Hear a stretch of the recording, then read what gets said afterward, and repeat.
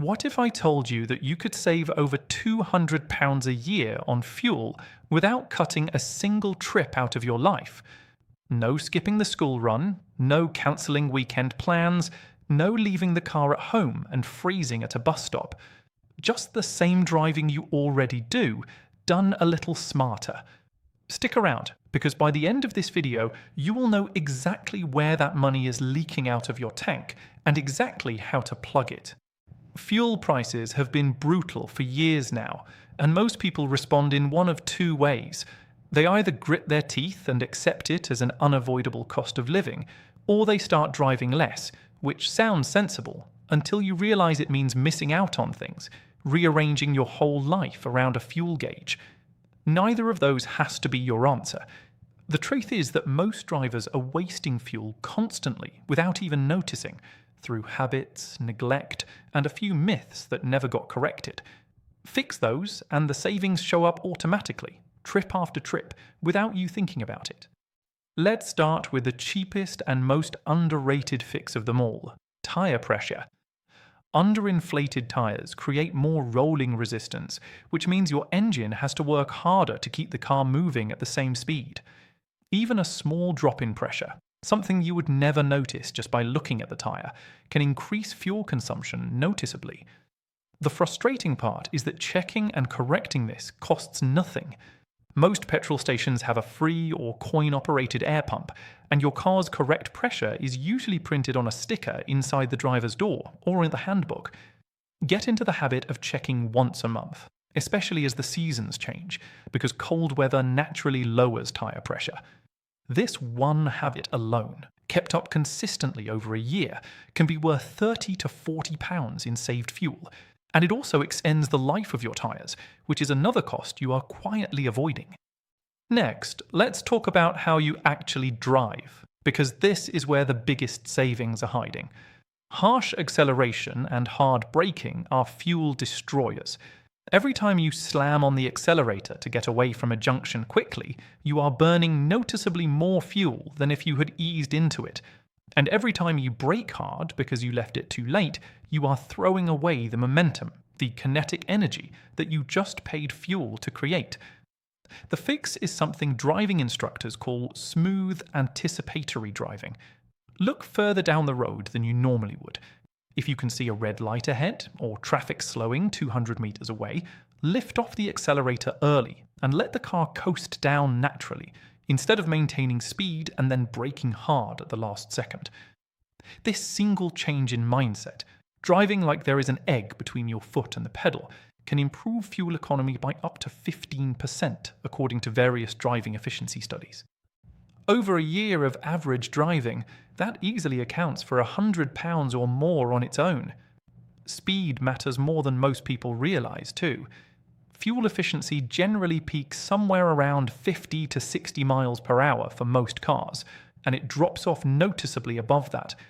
Driving at 80 on the motorway instead of 70 can increase your fuel consumption by a significant margin, sometimes 20% or more, for a journey that only saves you a few minutes. Think about that trade.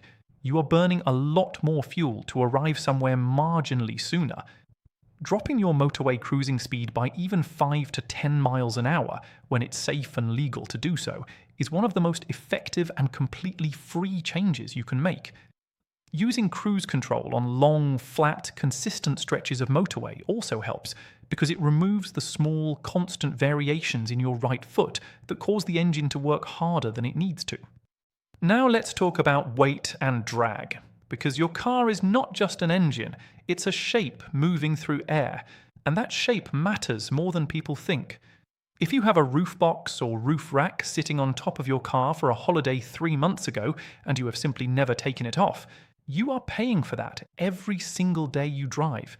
Roof racks and boxes create drag, and drag at motorway speeds can increase fuel consumption by 10% or more.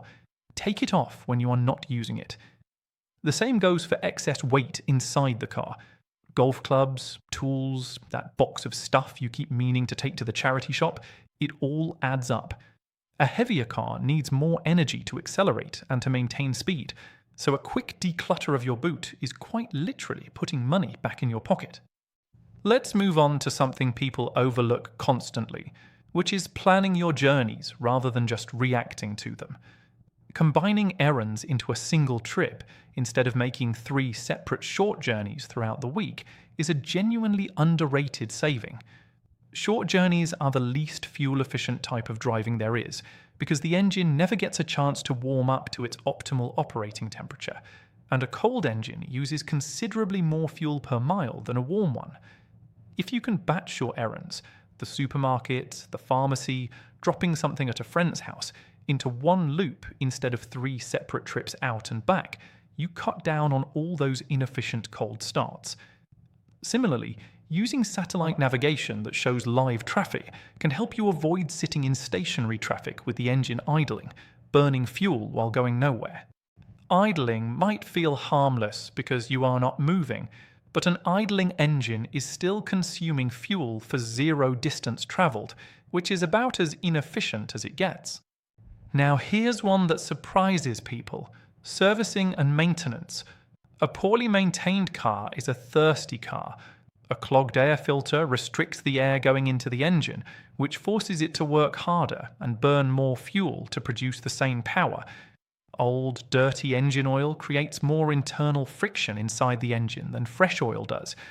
Even something as simple as a faulty oxygen sensor or spark plug can throw off your fuel mixture and quietly increase consumption without any obvious warning light appearing on your dashboard.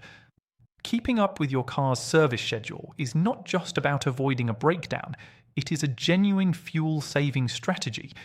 Yes, servicing costs money up front, but a well-maintained engine can be considerably more fuel-efficient than a neglected one, and that difference compounds over every single mile you drive for the rest of the year. Let's talk about where you actually buy your fuel, because this is a saving that costs you 0 effort once it's set up. Fuel prices can vary by 10, 15, sometimes even 20 pence per litre between different stations in the same local area, and motorway service stations are notoriously the most expensive place to fill up. There are free apps available that show live, crowdsourced fuel prices for stations near you, so before you fill up, a quick check can point you toward the cheapest option within a few minutes of your usual route.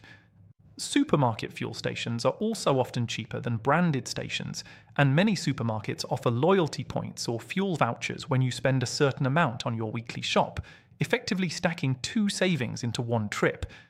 If you are a regular driver, signing up for a fuel card or a supermarket fuel reward scheme, even the free ones, can add up to real money across a year without changing anything about how or where you drive.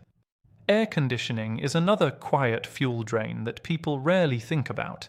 Running the aircon constantly, especially at low speeds around town, does increase engine load and fuel consumption. That doesn't mean you should suffer through a hot car, but being sensible about it, using it only when you genuinely need it rather than leaving it running out of habit, makes a measurable difference over the course of a year.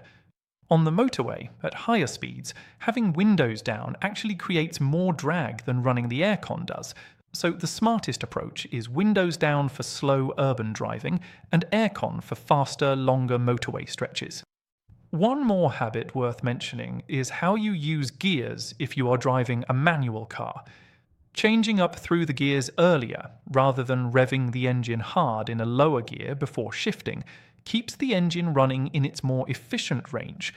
Modern engines are generally designed to be short-shifted, meaning you change gear at a lower engine speed than feels natural if you learned to drive on an older car. If your car has a gear shift indicator on the dashboard telling you when to change up, that little arrow is not a suggestion, it is quite literally showing you the most fuel-efficient moment to shift.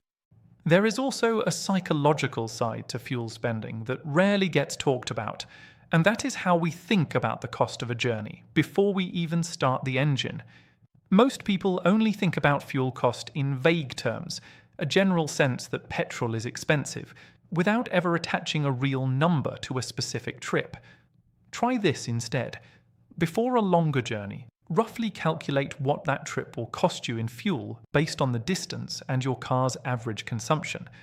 Seeing an actual number, say £6.50 for a round trip to visit a friend across town, changes how you drive that journey. You become naturally more aware of unnecessary detours, of leaving the engine running while you pop into a shop, of taking the long way because it has nicer scenery.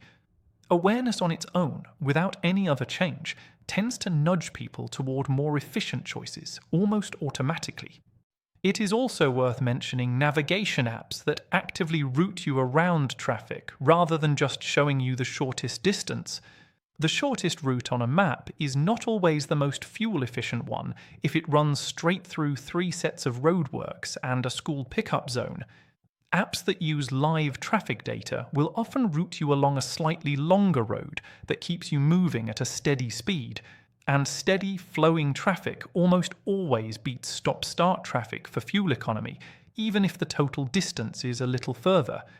It feels counterintuitive to trust a longer-looking route, but the numbers on your fuel gauge rarely lie. For anyone who does a regular commute, it is worth considering whether other people along your route are doing the exact same drive at the exact same time.